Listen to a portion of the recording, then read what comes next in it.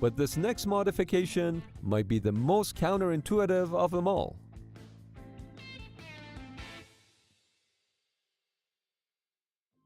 The elevators are used to move aircraft between the hangar bay and the flight deck. Even though elevators were originally located in the middle of the flight deck, it soon became obvious that the location of the elevators were suboptimal. If the elevator got stuck in the down position, it would leave a big hole in the flight deck, which would negatively impact flight deck operations. So in the 1930s, deck edge elevators were pioneered on USS Wasp, which also provided additional parking space outside the normal contours of the flight deck. But even with the deck edge elevators, the location could still impact sortie rates. For example, on USS Forrestal, the port side deck edge elevator was located at the fore of the angled flight deck, next to the catapults, which severely limited flight operations whenever the elevator was in the down position. The future Kitty Hawk class solved this problem by moving it to the aft end of the angled deck. With the Ford class carriers, the elevators were relocated to make room for the pit stops, but things didn't stop at relocation. Over the years, the number of elevators increased from 2 to 3 and ultimately to 4 on the Nimitz class. The more elevators you have, the more quickly you can move aircraft between the hangar bay and the flight deck, which results in a higher sortie rate, right? But it's not what you think. The Ford class has 3 elevators, one less compared to the Nimitz class. That one elevator had to be sacrificed to make room for the pit stops, because the bottleneck was all the aircraft movements on the flight deck, not the elevator capacity. In fact, the location and number of aircraft elevators are an integral part of the new flight deck design with the pit stops. Less elevators, but higher sortie rates. Believe it or not, HMS Queen Elizabeth has no elevators. That's simply because in Britain, there are no elevator manufacturers. Instead, they make lifts.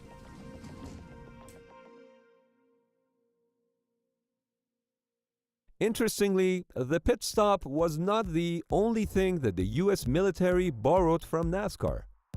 In 1997, Pro Tint, which is a removable windshield film, was installed on race cars.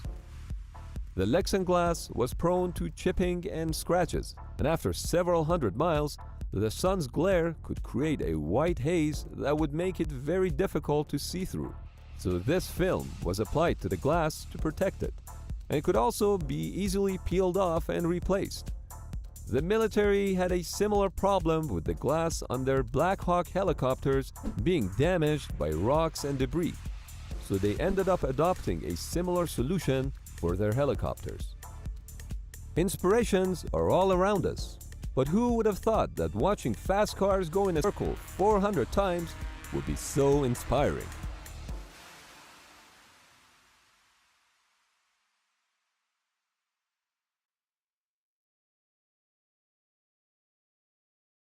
This is GTT Mark III membrane tank used to store liquefied natural gas or LNG during transportation, and this is one of the biggest and most complicated natural resources projects in the world, the Yamal LNG, with a whopping cost of $27 billion to build. Located in northwest Siberia and Yamal-Nenets region, which stores 80% of Russia's gas reserves, the Yamal LNG is a true engineering marvel. But the real game changer that allowed this hefty price tag to be economically viable is not what you think. Oh, and you know how projects of this scale usually tend to go over budget and deadline? I guess this one is a double not what you think. As the world transitions from oil and the office commute, natural gas is increasingly viewed as a transitory step. While it's still a fossil fuel and burning it produces greenhouse gases, it is a cleaner alternative because when burnt, natural gas produces 45% less carbon dioxide than coal and 30% less than oil.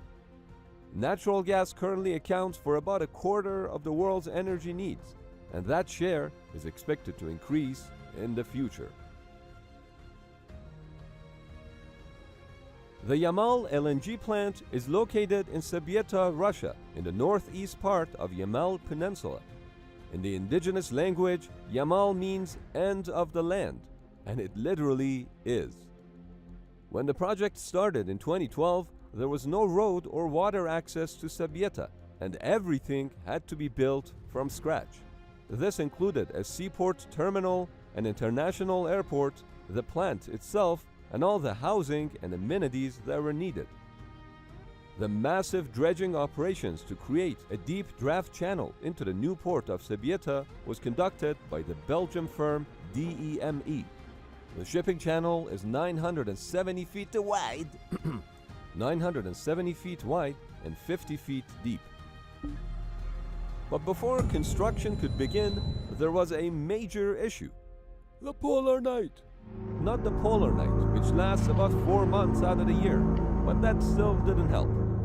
See, you can't really build in the Arctic using conventional methods, and that's due to permafrost. In the northwest Siberia, temperatures could drop as low as minus 58 degrees Fahrenheit, which permanently freezes the ground as deep as 1,300 feet.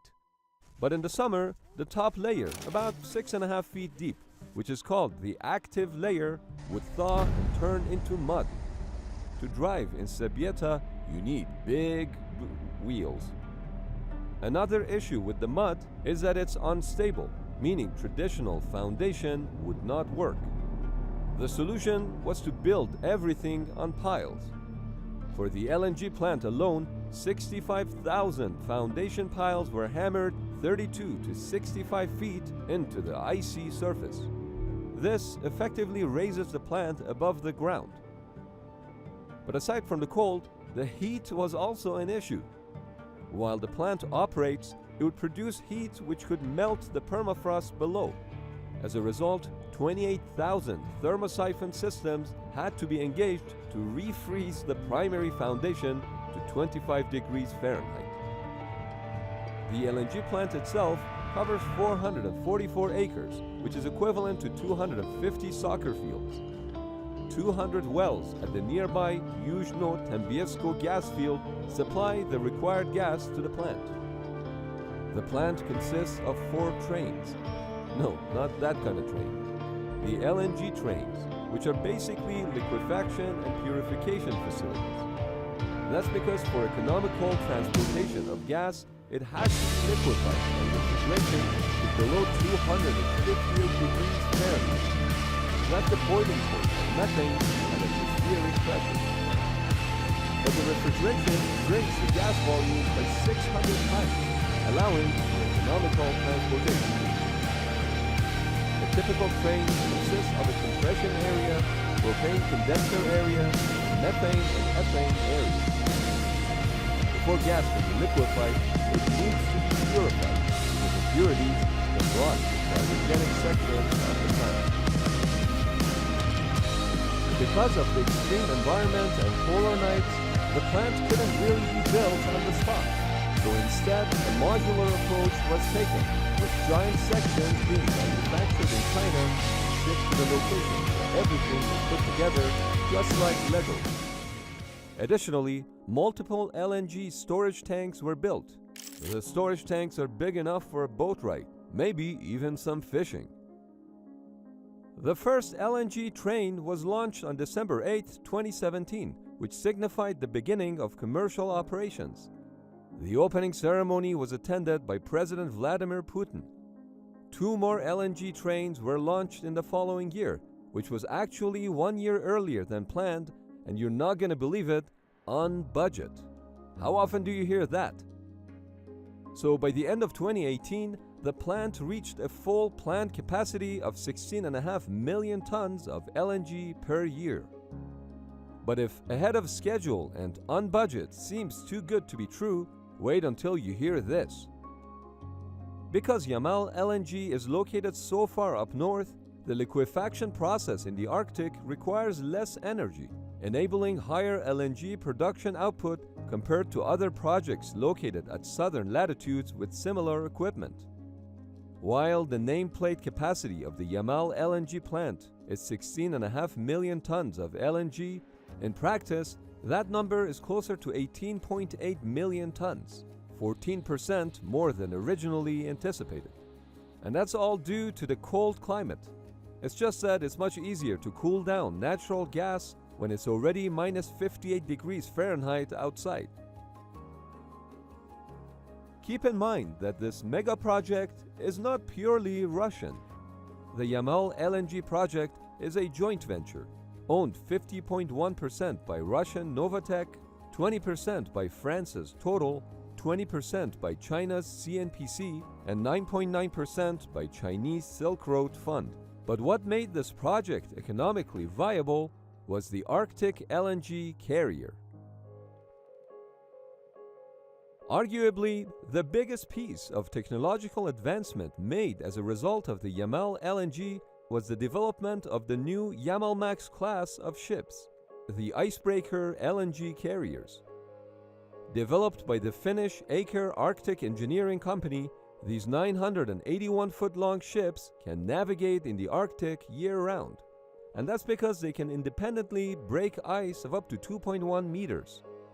These tankers are assigned the Arc 7 classification, which is the highest ice class among merchant vessels. Under heavy ice conditions, the Yamalmax class tankers can travel in the channel behind one of Russia's nuclear icebreakers. The world's first icebreaker LNG carrier, Christophe de Margerie, was completed in 2017 and was named after CEO of France's Total. I like his mustache. It reminds me of my ex-girlfriend's dad's mustache, yeah. Two unique design aspects of the tanker include a double-acting technology and 3 azimuth propellers. As a double-acting ship, the carrier has a bow that is adjusted for navigation in open water and thin ice, which makes the tanker more fuel efficient. But when the ice is thick, it can travel astern, in other words, backwards, as its stern is optimized to break heavy ice without the need of a dedicated icebreaker. It's worth noting that this class of ships and the Sabieta Harbor Terminal were designed in parallel to make both as efficient as possible. The Yamalmax class tankers are equipped with 3 15-megawatt Azipod-type propulsion units. The Azipod thrusters allow for 360-degree rotation around the vertical axis. The benefits of such propellers include increased ship maneuverability and the ability for the carriers to travel backwards as efficiently as they can travel forward.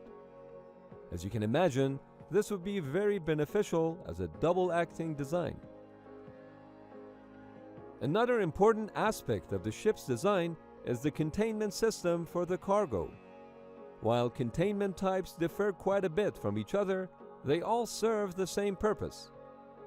There are 3 containment systems currently on the market: membrane, Moss, and SPB tank types. During transportation, LNG is kept at minus 163 degrees Celsius at atmospheric pressure in well-isolated tanks. The Yamalmax LNG carriers are equipped with a French GTT Mark III membrane containment system that was developed by Gaz Transport. This cryogenic membrane technology uses a stainless steel membrane and polyurethane foam insulations, which minimizes the boil-off. The boil-off occurs when the liquefied gas inside the tank evaporates and forms a substance known as boil-off gas. This gas needs to be removed in order for the tank to remain at constant pressure, but you don't want to waste it. For this reason, many LNG tankers, including Yamalmax, use boil-off as an energy source for propulsion. In fact, the ship is primarily powered by the LNG boil-off. If more boil-off gas is needed, it can be forcefully generated by heating up the tank. Of course, when the tanks are empty, the ship can run on traditional diesel fuel.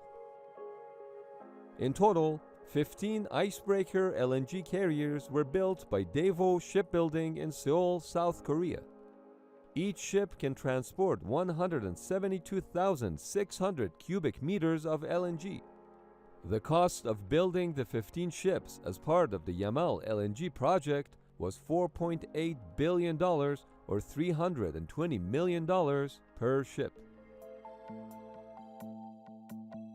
As you probably already figured out, the need for the icebreaker LNG tankers is that the sea route along the Arctic Ocean is ice-free only 2 months of the year. Traveling from Siberia, the ships can go one of two ways. Tankers delivering LNG to Europe will take the Northeast Passage, and they do so year-round. When delivering fuel to Asia, tankers will travel eastward via the Northern Sea Route, all the way up to the Bering Strait. The advantage of the Northern Sea Route is that the ships can reach Asia twice as fast, in just 15 days. And that's compared to the more traditional routes via Northeast Passage and the Suez Canal. The downside is that during winter, the ice can get too thick for the LNG tankers to use the Northern Sea Route, although it may still be possible with the help of a nuclear icebreaker and a convoy of tankers following behind. Alternatively, during winter months, the Asia-bound cargo would have to take a longer 30-day route.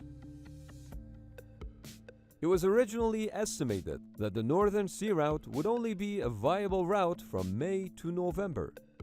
But in January of 2021, with a little help from Mother Nature, the Russian LNG carrier Christophe de Margerie completed the first ever round trip at a speed of 9.5 knots along the Northern Sea Route from the Kara Sea to China.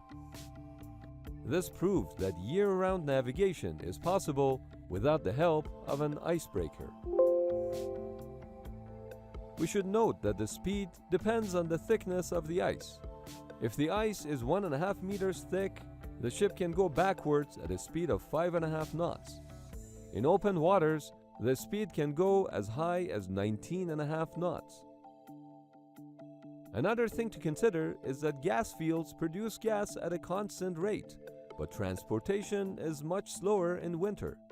That's why you need more ships during winter months. But in summer, you can use slow steaming to save fuel, so the excess ships can travel slower at a lower cost. While the tankers were designed for both icebreaking and open waters, having an icebreaker navigating in open waters is wasteful. For this reason, Russia is building 2 transshipment hubs, one at each end of the sea route, where Arctic carriers will transfer cargo to conventional LNG carriers. This will allow for Arctic carriers to be the most effective at what they do best, breaking the ice and cutting costs. But what about the future? Russia plans to quadruple LNG production in the Yamal region by 2030.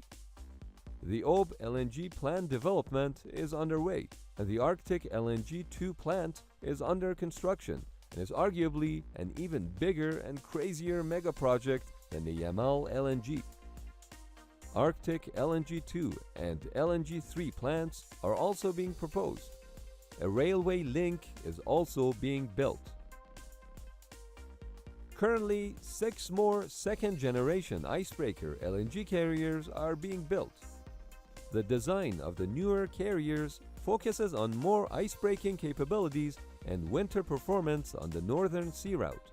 This will be achieved at the compromise of less efficiency in open waters. In total, up to 42 new icebreaker LNG carriers will be required if all the proposed LNG plants are built. That's a lot of gas being transported. But until solar or other clean energy sources become more viable, natural gas would be a great compromise. Check out our Patreon page if you're considering supporting our channel.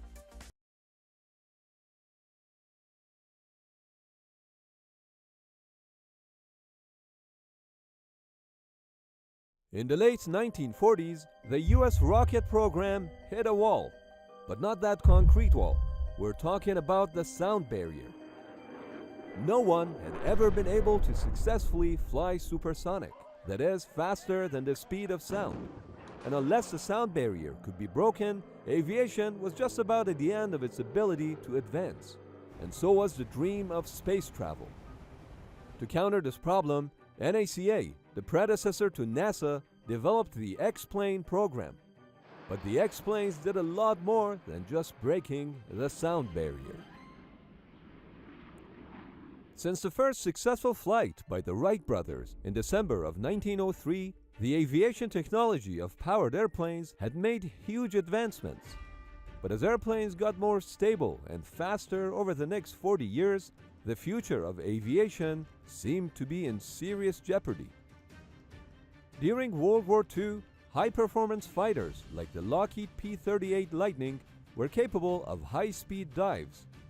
But as those dives approached Mach 1, the speed of sound, the airplane would shake violently and the nose would tuck under, negating elevator or rudder input. As a result, many airplanes could not get out of the dives before hitting the ground, or the shaking would break the aircraft apart. As attempts of performing a successful supersonic flight failed one after the other, a variety of theories emerged, like how there was an actual invisible wall in the sky that could not be crossed, and how the pilot's voice would get stuck in their throat if they surpassed the speed of sound, and my favorite, how time itself would reverse during a supersonic flight, and the pilot would emerge from the flight younger. But the truth is, no one really knew.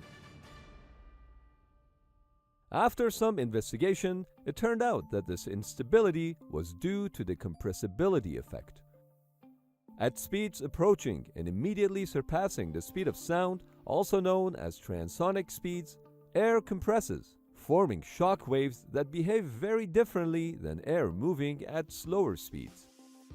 The P-38 center of pressure, where the forces of lift and drag are exerted, actually moved back toward the tail when flying transonic, causing that instability.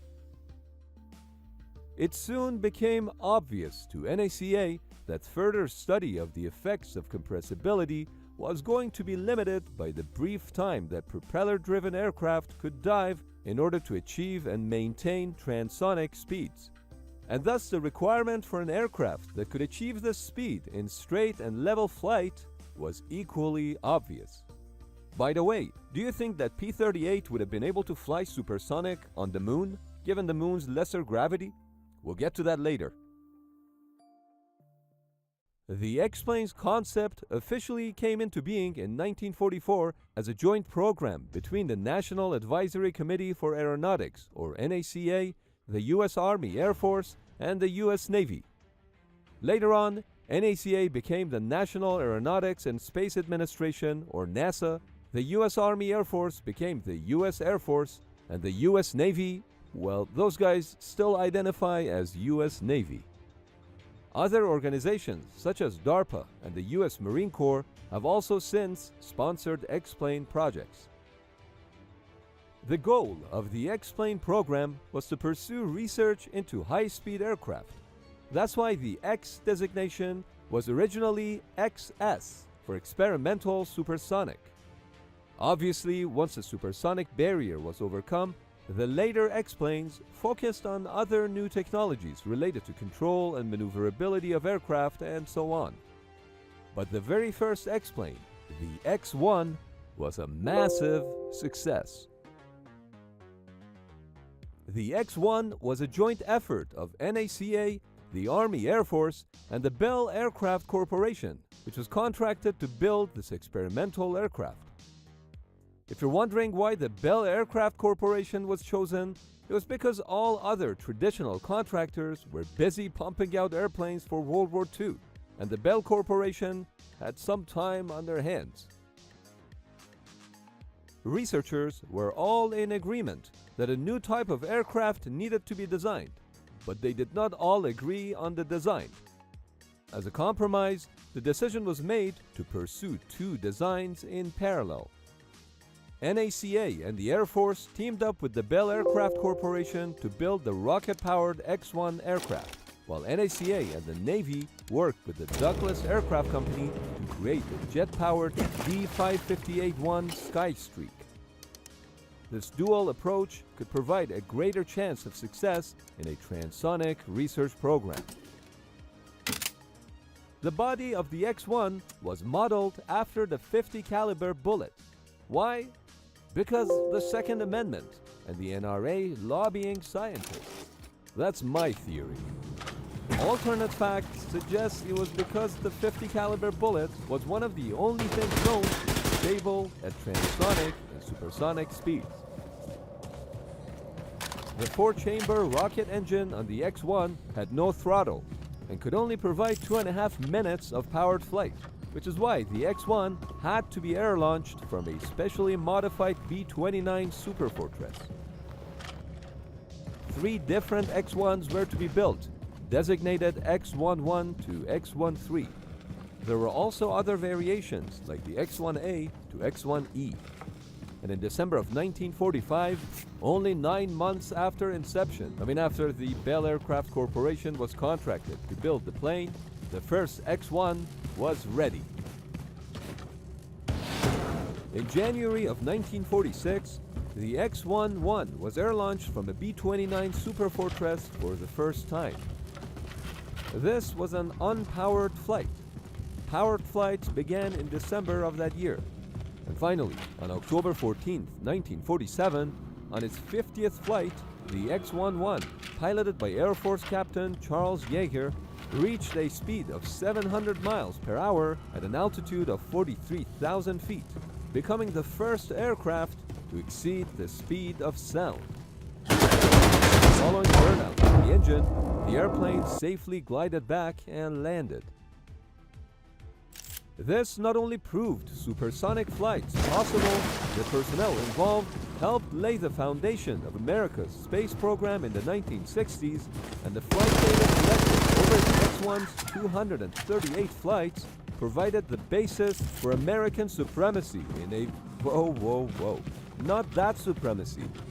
American supremacy in aviation in the second half of the 20th century. It should be obvious that those involved in the X-1 power up this old train. creative problem-solving and critical thinking to overcome the obstacles that they came across. We're going to do the same thing when answering the question that we asked earlier about the P-38 going supersonic on the moon. And we'll do that with help from Brilliant, the sponsor of today's video. Fun, hands-on lessons are all about. It's not about memorizing, it's about understanding. So let's take a look at the lesson on how airplanes fly. The main thing to understand is how lift works. Brilliant uses the example of a kite. As the air hits the underside of the kite, the air is bent downward. This bent air, according to Newton's third law, applies an equal opposite force to the kite, which pushes it up. And that force is called lift. And if the lift force is more than the force of gravity, the kite flies. But if there is no air or atmosphere to bend, there is no lift. And those are the conditions on the surface of the moon. So no airplane can take off from the moon, let alone going supersonic. That's why we need rockets. Nice. See, with an intuitive explanation, no matter what your knowledge level is, you can start a brilliant course that interests you. Anything from science to technology and engineering, and you'll see how STEM is relevant to your everyday life. So why not get started for free? Join the millions of people already learning on Brilliant. Go to brilliant.org/notwhatyoutthink, because the first 200 listeners will also get 20% off an annual membership. And that is brilliant.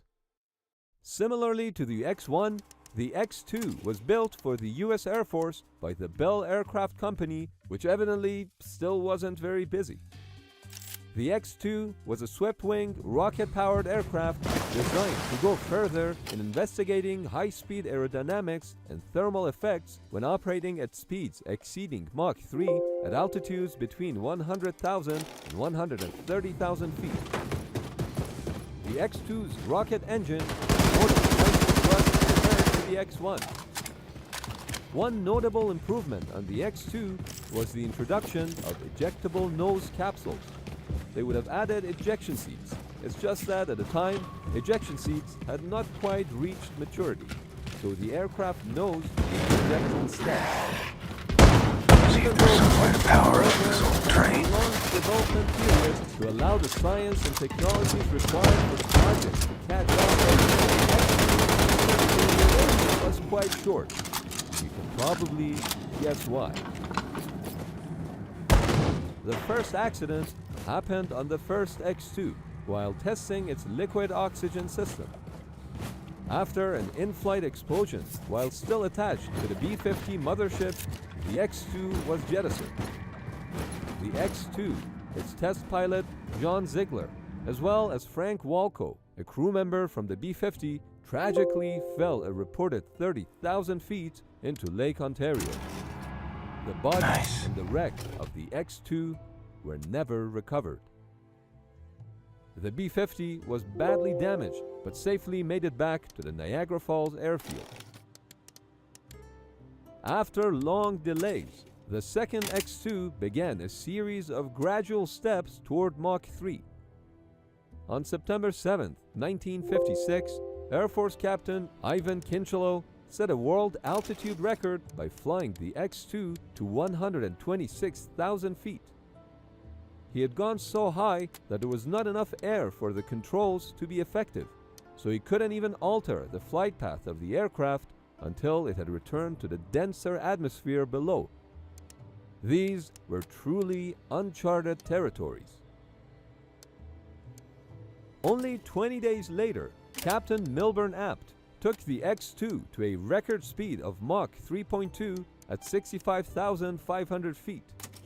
It will never be known exactly what happened next, but while still above Mach 3, as the pilot attempted a sharp turn back to the base, the X-2 tumbled violently out of control.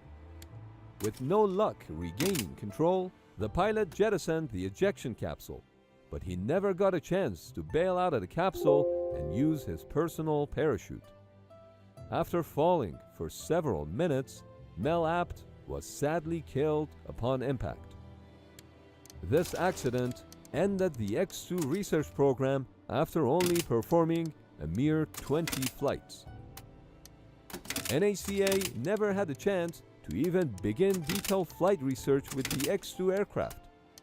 The search for answers to high Mach flight questions had to be postponed for 2 years until the arrival of the most advanced of all X-planes. In the early 1950s, scientists and engineers started to look at the possibility of manned spaceflight. Should get to work on upgrading my weapons. Equipment, and data taken from Nazi Germany's rocketry program. A new aircraft was needed, one that could reach the edges of space. Okay, train's got power. Let's find the controls and see if it moves. 100 miles per hour, altitudes of 150,000 feet, and withstand temperatures of up to 1200 degrees Fahrenheit. Didn't say that part again. Everyone understands. It's an aircraft capable of flying more than twice as fast as a bullet fired from a high-powered rifle. An airplane that could get hot as cold as 1950 cover zone and have it done together. An aircraft that could get as high as There, that's what they're trying to build. But kidding aside, this airplane was so fast and would fly so high that a special flight corridor known as the High Range was created for it. 485 by 50 miles stretched from Wendover, Utah to Edwards Air Force Base in California. So that's what the X-15 was about. And in 1954, a contract was awarded to North American Aviation to build this seemingly impossible airplane. Some of the new technologies developed for the X-15 included the first practical pilot pressure suits, a rocket engine that had a throttle, an ejection system to protect the pilot at 4 times the speed of sound, high-speed wind tunnels to test aerodynamic heating at Mach 5+, and large centrifuges to test pilot response to prolonged gravity loads. When flying in the dense air of the usable atmosphere, the X-15 used conventional aerodynamic controls such as rudders and movable horizontal stabilizers. But for flight in the thin air outside of the Earth's atmosphere, The X-15 used a reaction control system. Hydrogen peroxide thrust rockets located in the nose and the wings would provide pitch, roll, and yaw control. The X-15 flew faster than any fixed-wing manned aircraft at 4,520 miles per hour, or Mach 6.7, at an altitude of 102,100 feet. An official record set in 1967 that has not yet been broken. Over a period of 8 years or so, 12 different pilots flew the X-15 for a total of 199 flights. 8 of those pilots qualified as astronauts by reaching an altitude of over 50 miles. Among them was Neil Armstrong. But the X-15 program was not without hiccups. On its 74th flight, the rocket engine of the X-15 stopped responding to throttle input. The pilot quickly shut off the engine and started dumping the fuel in preparation for emergency landing, but he couldn't finish the process in time. During landing, the extra weight of excess fuel caused the main landing gear to crash. The pilot survived, but suffered a serious spinal injury and forced him to early retirement. Total, there were 3 major accidents involving the engine. Luckily, none of them were fatal. Perhaps the most significant contribution of the X-15 program was demonstrating that a high-performance, reusable vehicle could be flown outside Earth's atmosphere by a Cap, pilot, you should know. then re-enter and perform a successful unpowered landing.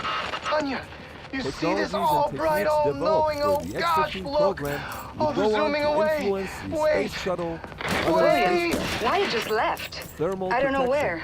navigation If you are on equipment, Fifth Avenue, and landing the state techniques building used should be on the near. X-15 were also used on the Saturn launch vehicle during the Apollo program. However, some of the biggest benefits reaped by the space program from the X-15 did not come from hardware or technology, but from intangible assets, people, and their experiences. Some of those involved in the X-15 program ended up holding key leadership positions in the space program, like Walt Williams, who became the operations director of Project Mercury and Gemini programs, and NACA research pilot Neil Armstrong, who had evaluated the use of reaction controls with the X-15. He went on to apply his knowledge to the Apollo program, hand-flying the lunar landing module that landed on the moon in July of 1969. One small step for a man, one giant leap for mankind. From the sound barrier to the moon.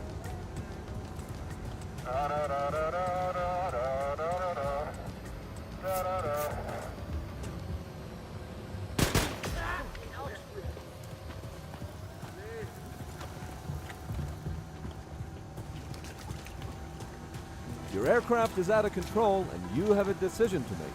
Eject now.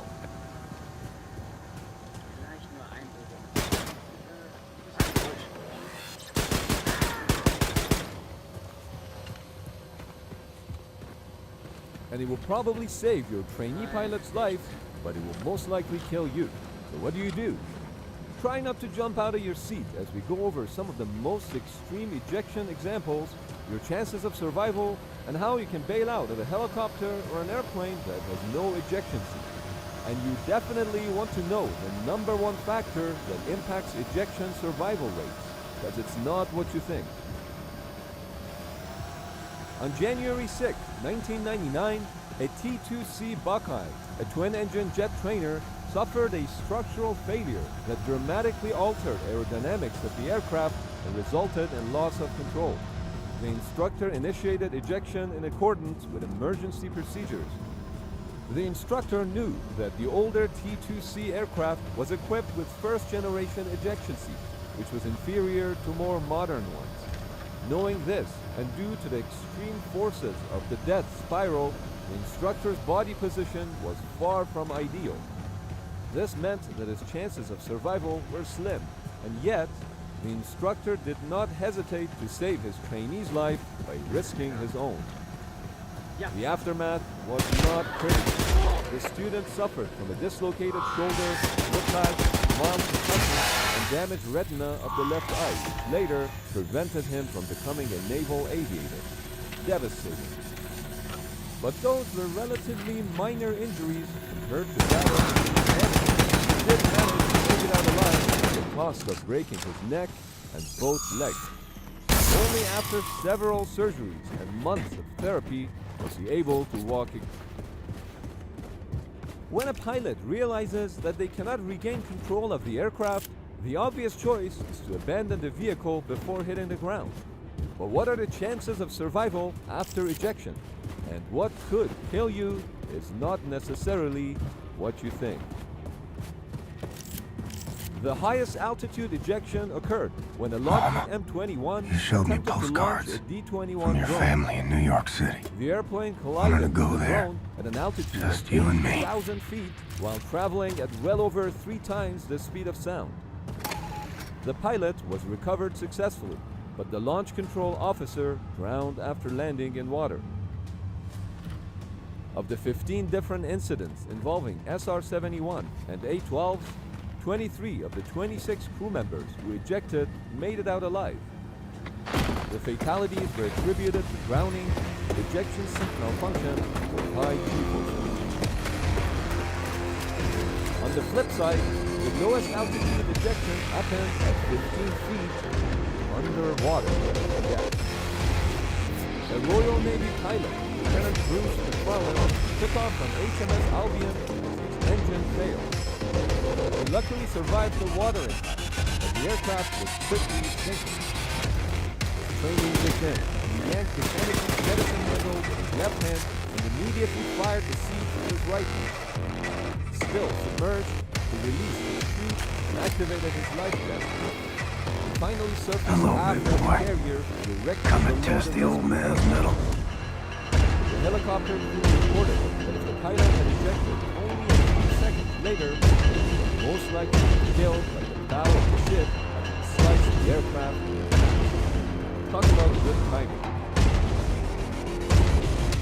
Between 1949 and 1980, a total of 4,626 ejections were recorded by the U.S. military. 838 of those ejections were fatal, resulting in an 82% survival rate. But what was worrisome was that between 1975 and 1980,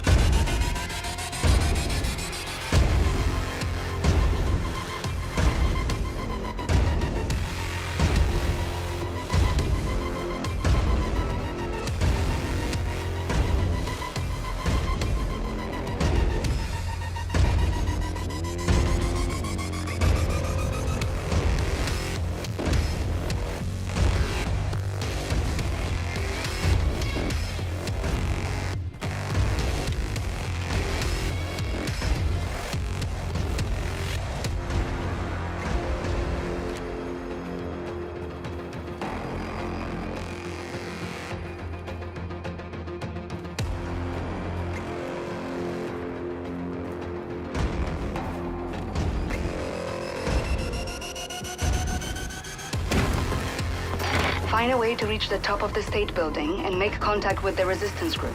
Look for elevators, stairs, anything. The radiation levels should be acceptable at the top of the building. Your voice, Anya. Every second. A glory.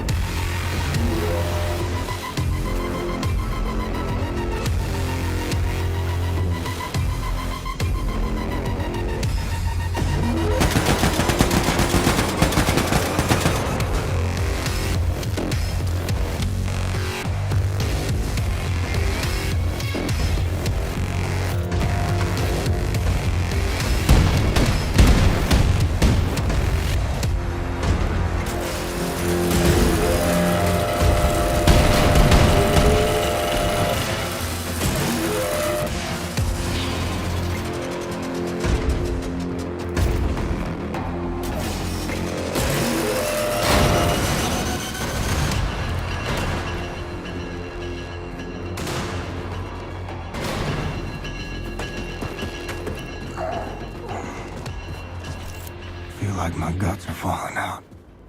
Dead man walking.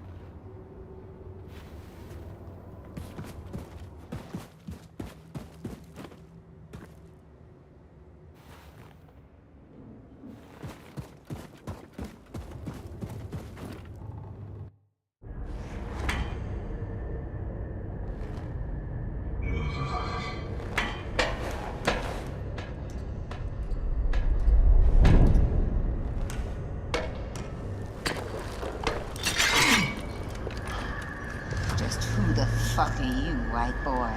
Stay calm.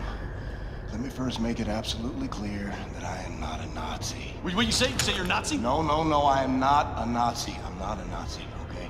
You ain't a white-ass fascist Nazi pig, then you're either colored or you're a deviant. And you sure as hell ain't colored.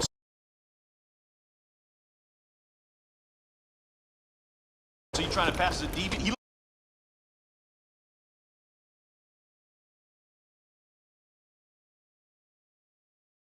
look like a deviant to you, Sister Grace? Nope. Hang on. I may not be a deviant. God, I told you he's a goddamn Nazi! Oh, fuck this. Motherfucker! Let me say this again. I ain't no goddamn Nazi. Hey! Now you bring Super Special back in and you put him down right now, or I will shove this grenade so far up your ass, I'll be dancing and rejoicing as your entrails trickle down from the ceiling. You dig, man? Lady, I got precious little time for your bullshit. We've been trying to make contact with your group. We're organizing for a revolution in America. We? The Kreisau Circle. Especially escort this motherfucker inside the house and get him a hot meal. Let me put this pen back in. Shit!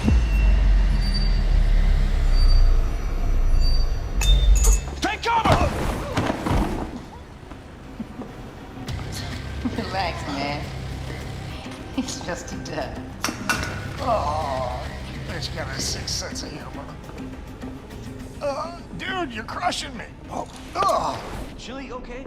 It's my papa's recipe. Ain't got no spoon, though. Thanks. So what's, with the chicken fence? Chicken? That's my Faraday cage, man. You dig? It keeps the Nazi alien conspiracy from finding us. I almost got killed by William goddamn Blazkowicz. Yeah.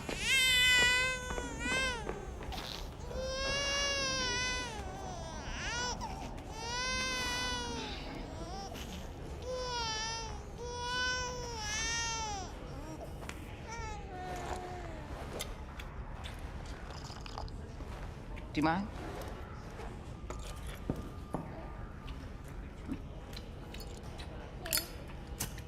You were here when the bomb hit? Yeah, I was. I survived, relatively unscathed, because I was on the ground at the time. When I came up, looked like a vision out of Dante's Inferno, you know what I'm saying? I remember Maine people just wandering through the smoke. I remember screams echoing through the bombed-out buildings like howling ghosts. And I remember this mother and son. This boy was blindly stumbling through the chaos. His arms were outstretched, calling out for his mama. And the heat from the bomb had melted the skin on his arms, and they just drooped. Like he was wearing a shirt that was a couple of sizes too big. And I remember his mama. She was crawling to get to him. And the half of her body was all gone. It was just gone.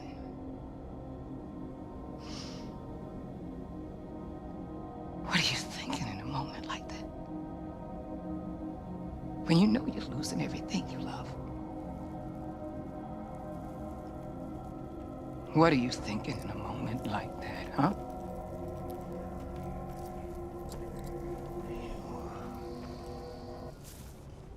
Shit. That's gonna leave a mark. Monsters did this. Not monsters. Men. Look, I'm sorry for your loss, Mr. Blazkowicz. For a little I spoke with Caroline, she seemed like a hell of a woman. She had balls of steel. Balls. And why is it that balls are always used as some fucking default definition of badassery? Small, little, delicate things. Resting all snug and warm and cozy and comfortable in their little wrinkly wrapper of fucking skin. Shit. That is a mystery. What's not a mystery is the sweet juice they produce. Yeah, I got a couple of my own on the way. Cute little guy. It's a girl. Oh, sorry.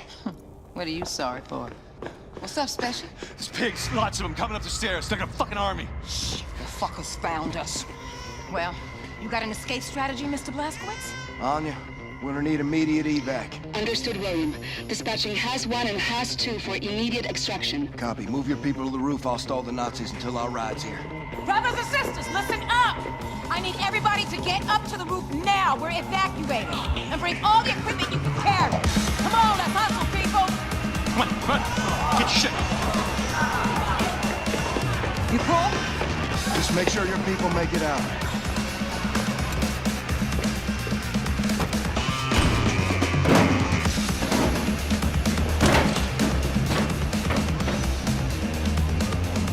Come and fucking get me, you white-ass, fascist Nazi pig!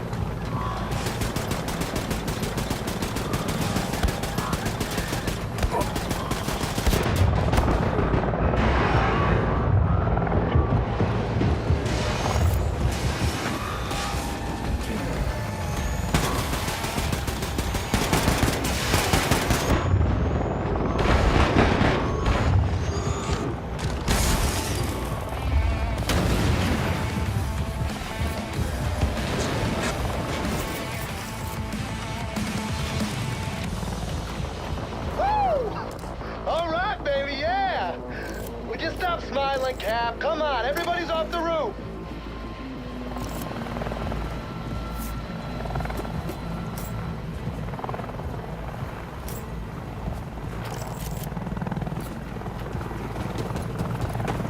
Caroline. Cap, are you coming? Look. Another angel.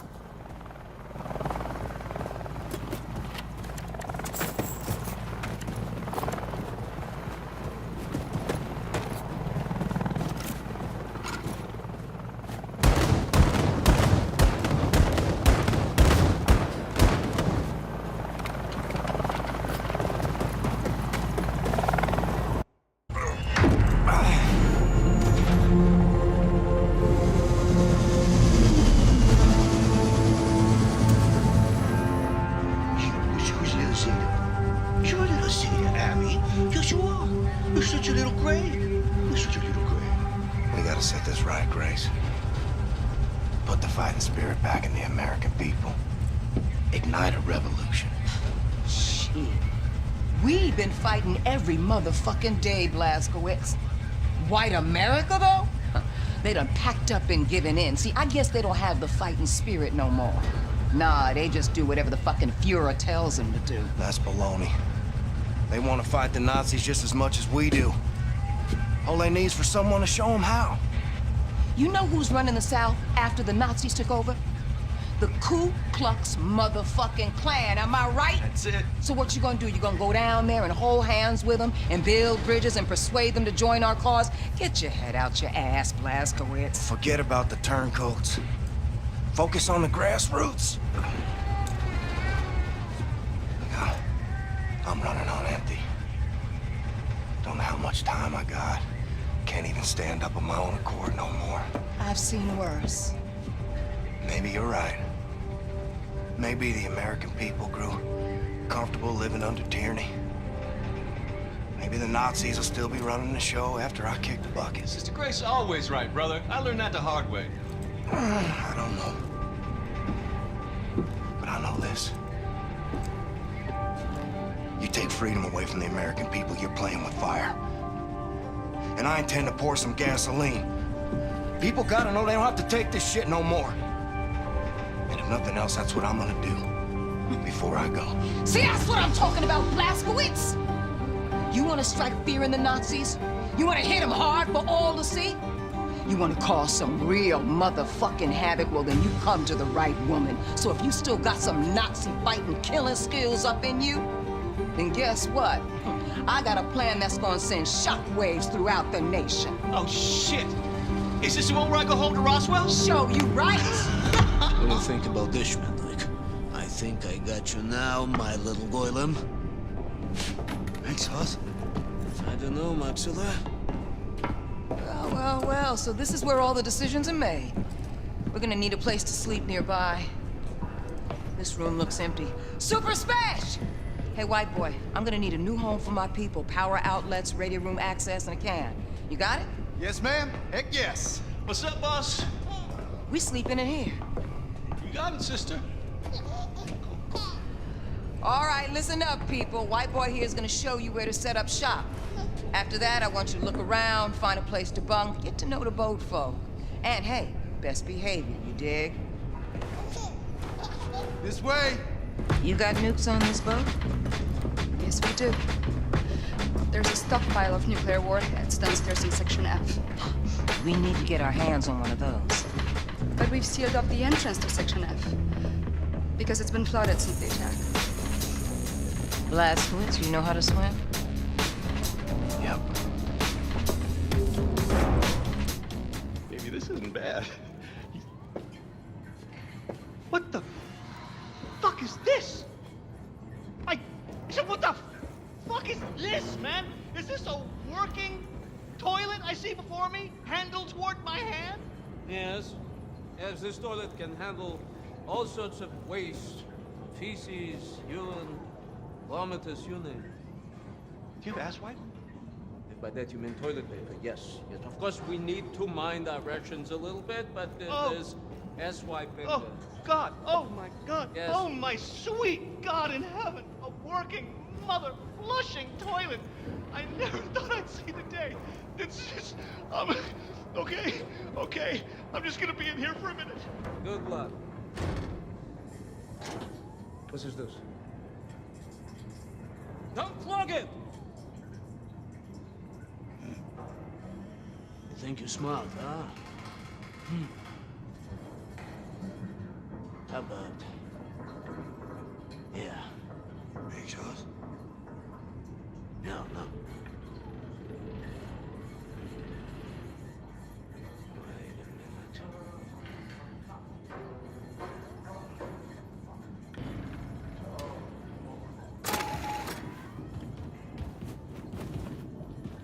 Thanks, Hoss. Hey, we need that nuclear warhead from Section F.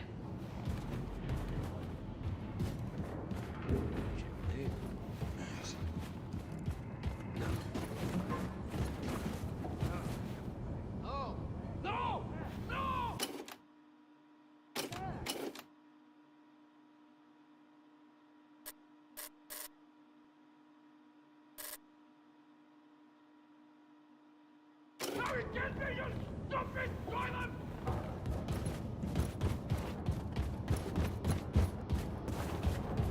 Did you see the new kill house set built in the shooting range? I tried it, but my time was in the toilet. It feels not the same when targets don't shoot back, yes?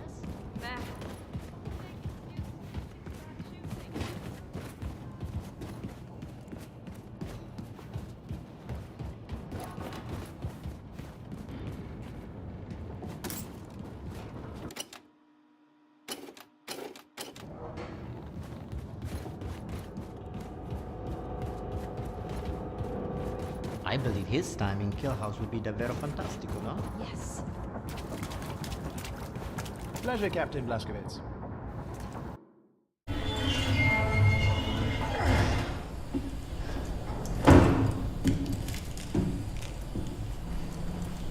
Grace, you read? Going fishing for that nuclear warhead now. Got it. Keep me posted.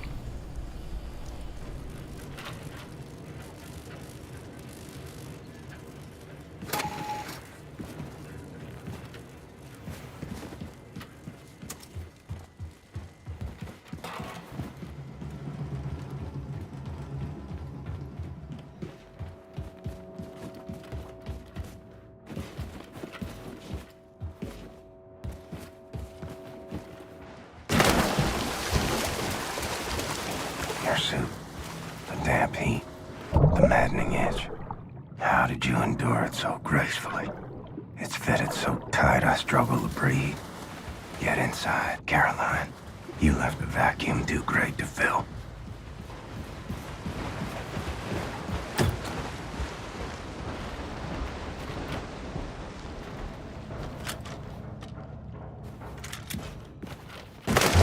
But your suit and the cause is all that keeps me upright.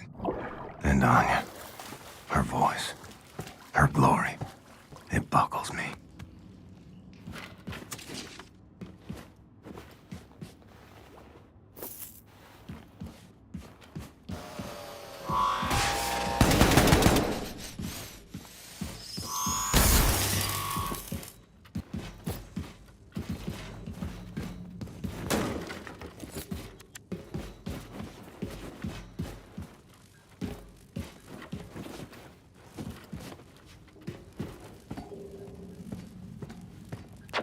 Blazkowicz, got a heads up for you. Looking at the engineering map, there seems to be a defense system guarding the nuclear warhead stockpile. I count 1, 2, 3, 4, 5 hibernation sarcophagi in the vicinity. Be ready for anything. Grace out.